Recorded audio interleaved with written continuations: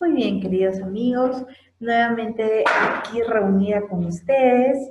Es una alegría poderme dirigir a ustedes y en esta cuarta y última sesión vamos a trabajar aspectos de sugerencia para atender la violencia. Muy bien, entonces comenzamos nuestra sesión de aprendizaje. ¿Cuáles son las sugerencias que nosotros podemos dar en prevenir y atender a la violencia? Bien, primero, la autoridad, un tema clave de la educación familiar.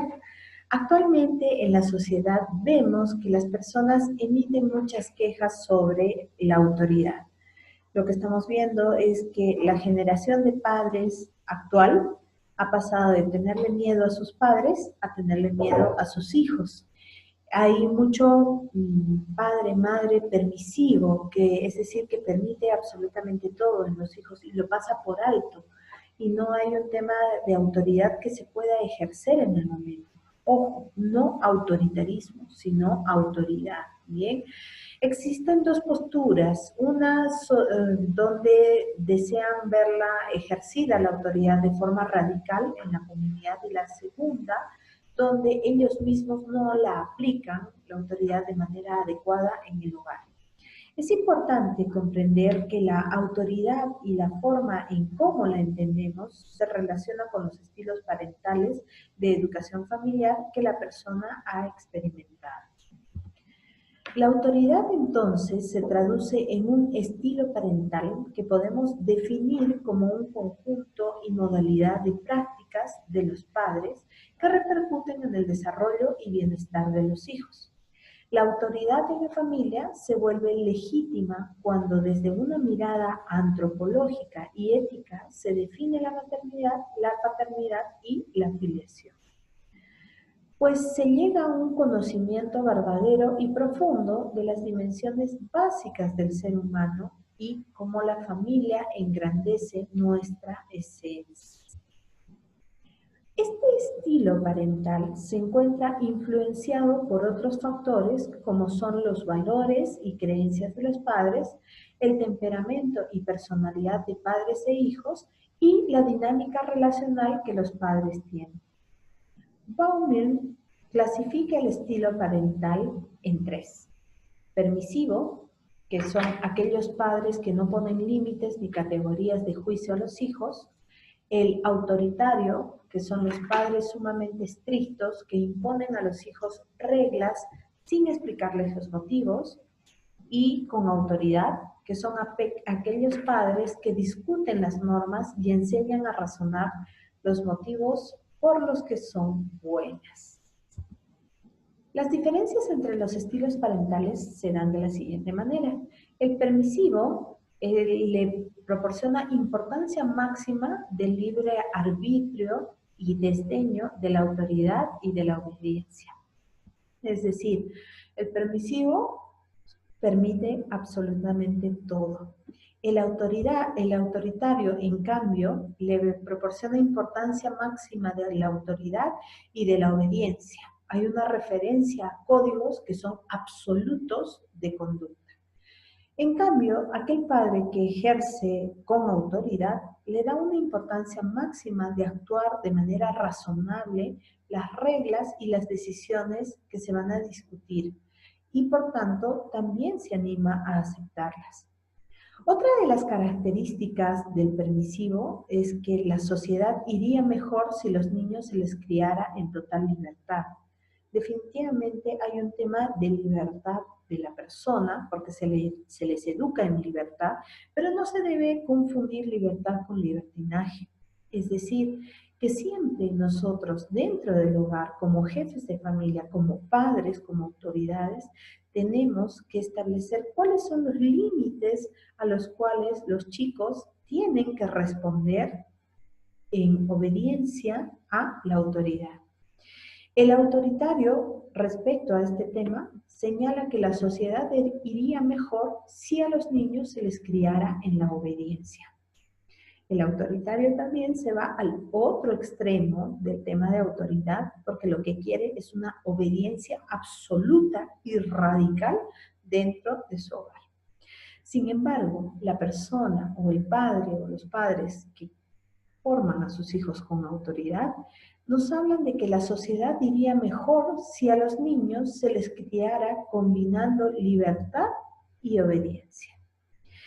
El permisivo, en cambio, nos dice que no se debe seguir las reglas, lo que cada uno quiera hacer, que lo haga.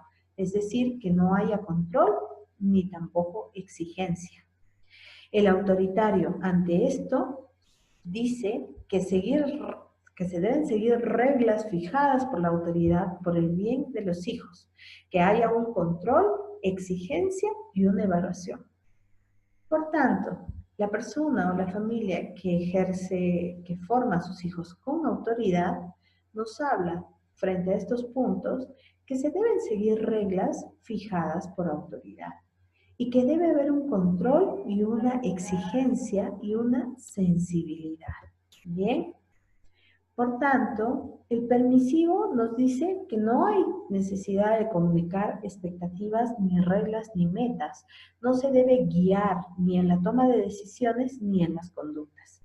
El autoritario, sin embargo, nos habla que se debe comunicar qué se espera y exigirlo, castigar si no se hace.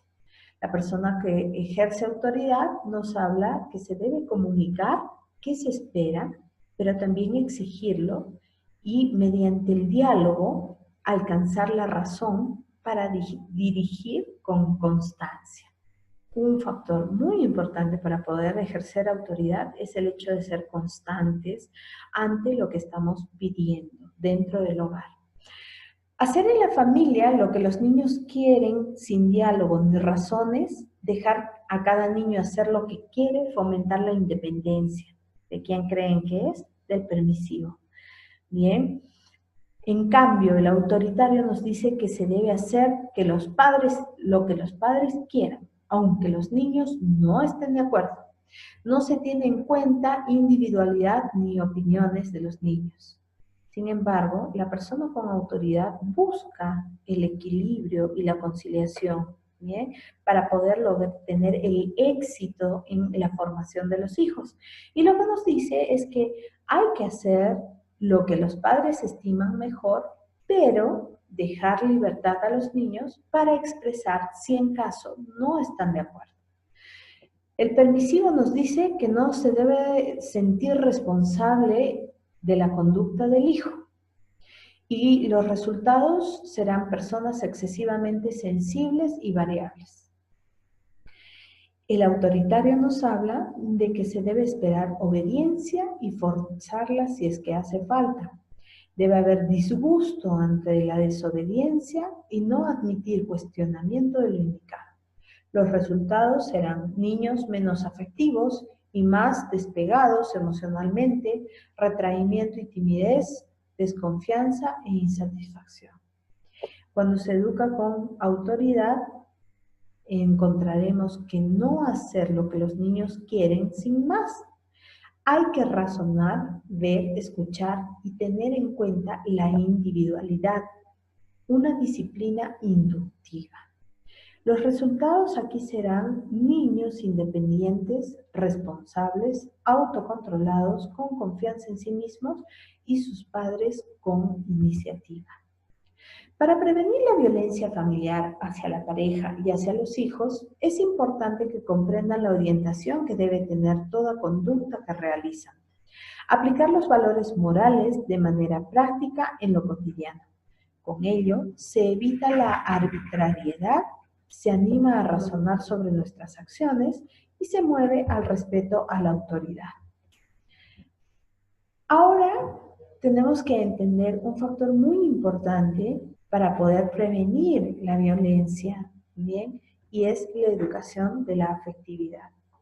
Nosotros, como docentes, cuán importante es no solamente exigir en nuestros alumnos o nuestros estudiantes un buen rendimiento y un buen desempeño en el ámbito académico, sino también educarlo en toda la integralidad de su ser. Y hablando de la integralidad de su ser, entra la educación de la afectividad. El pensamiento nos ayuda a conocer y entender, ¿bien? ¿Por qué a conocer? Porque nos dice que nos ayuda a conocer en cuanto nosotros tenemos noción de que algo existe.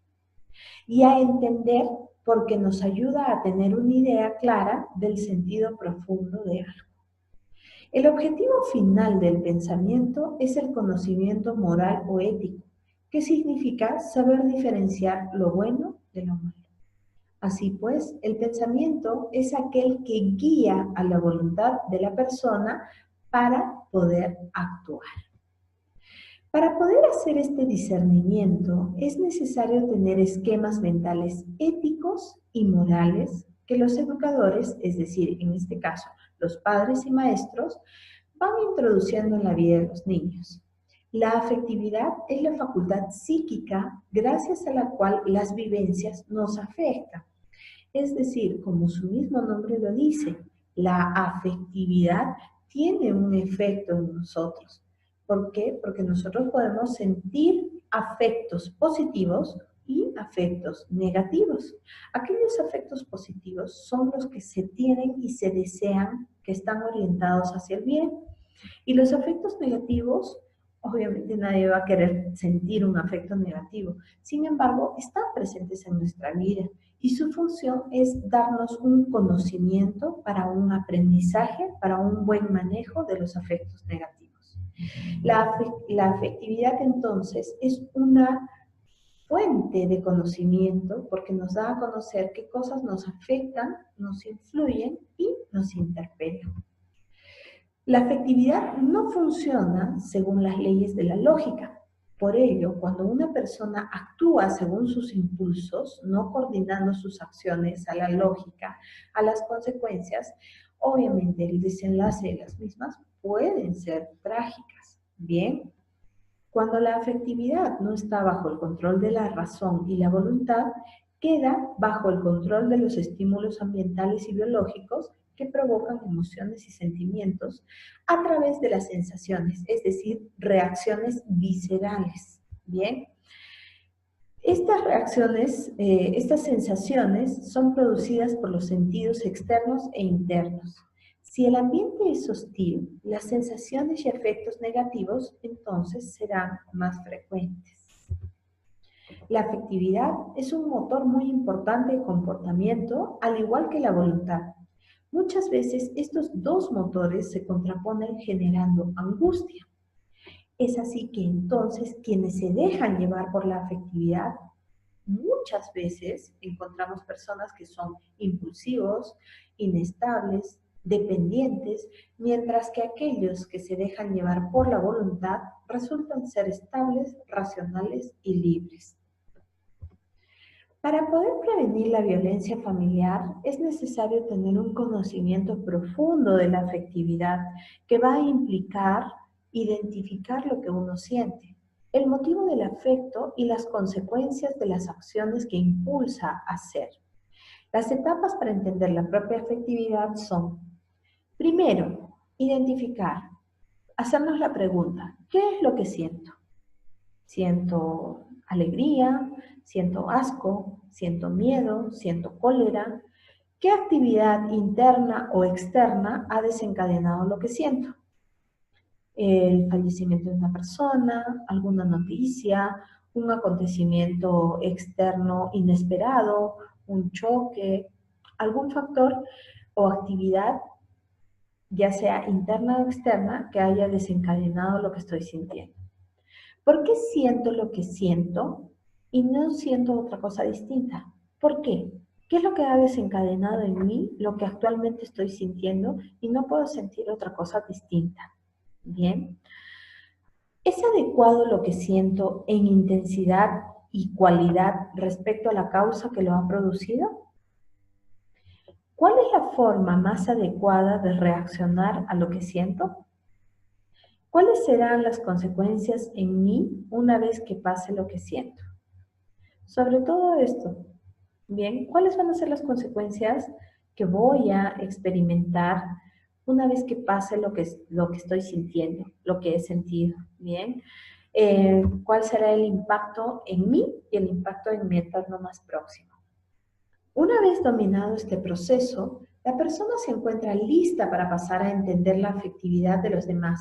Es decir, una vez que hemos pasado este primer proceso, nosotros ya estamos llegando hacia el desarrollo del cultivo en nosotros mismos de la empatía. Cuán importante es el hecho de ser empáticos, el poder identificar cuáles son los sentimientos en las otras personas, no solamente en mí, y en base al el hecho de identificar los sentimientos en las demás personas, yo también poder salir al encuentro de los otros. Esta empatía nos indica que estamos desarrollando una habilidad o un hábito afectivo, intelectual, que se desarrolla con la práctica y va a suponer un interés por conocer el estado afectivo de los demás, el conocimiento de las reglas de la afectividad, la identificación y deducción de los estados afectivos de otros y las consecuencias que estos traen. Con este proceso de conocimiento y educación de la afectividad se logra un equilibrio psicológico, una armonía entre razón, afectividad y voluntad. Lograr esta madurez requiere de un intenso y constante esfuerzo personal para forjar un mejor carácter. Bien, esto en cuanto a la educación de la inteligencia emocional. Ahora bien, ¿cuál es la propuesta de nuestro curso para las sugerencias para la atención de la violencia familiar? Primero, la intervención familiar. Las intervenciones familiares pretenden prevenir, es decir, evitar la aparición de dificultades a futuro. Sostener, promover el potencial, el crecimiento, la madurez o reparar, corregir problemas que se pueden parecer. Fundamentalmente tenemos que prestarle mucha atención y darle un valor a las intervenciones familiares. También nos ayuda a mejorar y potenciar y enriquecer las posibilidades de las personas. De acuerdo a estas finalidades, tendrán actuaciones diversas que responden a conceptualizaciones variadas. La intervención es socioeducativa con énfasis en lo social y psicoeducativa con énfasis en lo psicológico. Las intervenciones pueden ser en el ámbito social, el contexto en el que surge la necesidad o posibilidad de hacer algo y en el que quien actúa tiene capacidad de acción social. En cuanto al ámbito de tiempo, que sea temprana, se actúa en las primeras etapas o antes de que aparezcan dificultades. Y también en el aspecto psicológico, diagnosticar y reorientar problemas de conducta de algunas personas causados por sus características personales o por su situación de relación con otros debido al contexto sociocultural el cual están viviendo. Sea cual sea el tipo de intervención, se siguen los siguientes pasos. Primero, identificar el problema mediante una evaluación previa o un diagnóstico de necesidades. Al hablar de diagnóstico de necesidades, nosotros hacemos un perfil de la persona, ¿bien? Y podemos identificar cuáles son las necesidades de sus FODAs, sus fortalezas, sus debilidades en la aplicación en el campo. ¿Qué es lo que necesitamos fortalecer en esa persona? ¿Cuáles son sus debilidades que esperamos nosotros que esa persona pueda cambiar? ¿Bien? Cambiar o mejorar. Diseño de un programa con indicaciones para realizar la actuación. Evaluar los avances y finalmente, para el ámbito de violencia familiar, se sugiere un proceso periódico de acompañamiento y ayuda, tanto individual para cada miembro como en conjunto para toda la familia. La terapia familiar. La terapia familiar es una intervención curativa para restaurar lo dañado en la familia. La violencia familiar afecta las relaciones interpersonales de los miembros de la familia, por lo que la terapia lo que busca es reestructurar esos patrones de relación para poder sanar heridas y acercar personas, acercar relaciones. Propone restablecer el sistema familiar, superar la disfuncionalidad y las fracturas de comunicación. Busca también potenciar la colaboración, el respeto y el amor entre los miembros de la familia. Es así como la terapia incide sobre las conductas, que son patrones de comunicación, asunción de responsabilidades, autoestima, funcionalidad de la dinámica relacional y afrontamiento a la diversidad. Con la violencia familiar hay una ruptura de confianza, respeto y comunicación, por lo que una intervención terapéutica en cualquier estado del fenómeno ayudará a un funcionamiento eficiente de la dinámica familiar. También tenemos la mediación familiar. Es un método de resolución alternativa de conflictos en el que un tercero, es decir, el mediador, va a ayudar a las personas o grupos que están implicados en un conflicto a lograr soluciones satisfactorias para todos.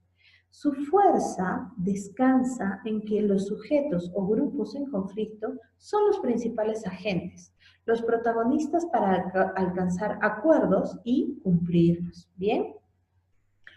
El mediador impulsa este proceso de un modo neutral e imparcial respecto a las partes. La mayoría de veces, el proceso de resolución de conflictos incluye el aprender a resolver estos problemas de un modo funcional. En el caso de familias con rupturas consolidadas, este método los ayuda a relacionarse, especialmente cuando hay hijos de por medio que necesitan a ambos padres para un crecimiento sano. Su finalidad principal es la de resolver los conflictos de los participantes, pero en este proceso también se educa. La orientación familiar, la función es fortalecer la vida familiar y enseñar métodos y técnicas para afianzar los lazos familiares en lo cotidiano, tales como la solución de conflictos y la toma de decisiones. Su desarrollo es eminentemente práctico, pero se fundamentan en la antropología y la pedagogía familiar.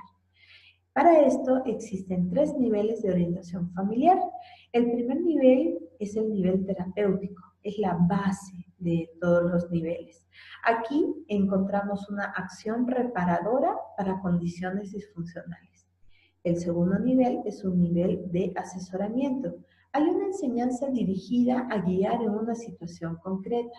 Y el tercer y último nivel, que es la cúspide, el nivel educativo. La enseñanza de cómo es la vida familiar, sus ciclos, las etapas de crecimiento de las personas.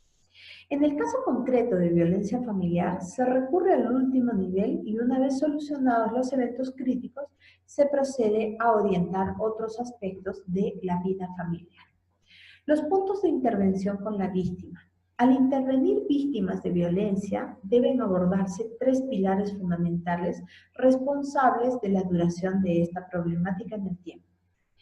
La sobrecarga, que es dada desde la niñez, haciendo posible la adaptación a situaciones cotidianas que están por debajo de lo saludable y que lleva a soportar condiciones de vida poco funcionales luego en la adultez. También está la desvalorización. Viene dada por una educación que lleva a la obediencia y satisfacción de los deseos de otros como condición para ser reconocido y aceptado. Ahí la persona va perdiendo valor.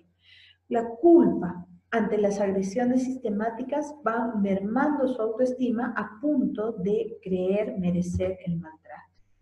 Los puntos de intervención con el victimario. Primero, debemos trabajar el hecho de que sepa identificar, controlar y detener la conducta de violencia física y o psicológica.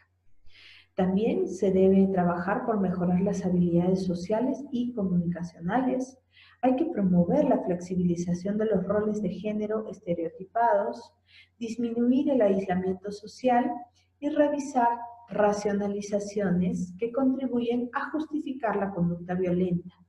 Se debe incrementar la autoestima y la asertividad y establecer vínculos afectivos en los que valoren a la otra persona y se sientan valorados, sin necesidad de recurrir defensivamente al uso de la fuerza para dominar y controlar la relación. También se deben revisar aspectos de la historia personal, especialmente aquellos que tienen que ver con experiencias de malos tratos, ya sea como víctimas o testigos. Estos son vividos durante la infancia y la adolescencia. Como conclusión, Quiere decir que existen formas de prevención para la violencia familiar como son la educación de la afectividad, el construir un adecuado estilo parental que favorezca un entorno de afectividad y respeto también sobre todo ello. Las intervenciones familiares se pueden dar en varios niveles y formas. Todas buscan un crecimiento personal y la resolución de conflictos, así como también el favorecer adecuadas relaciones interpersonales entre los miembros de la familia. Los puntos a trabajar en terapia con la víctima y el victimario son distintos y proveen a cada uno el soporte que necesita. Muy bien, queridos amigos. Con esto estamos concluyendo nuestro módulo 5 en las 4 sesiones de aprendizaje. Quedo a vuestra disposición por si surge cualquier duda o sugerencia de parte de ustedes. Conmigo ha sido todo por hoy. Nos vemos hasta pronto.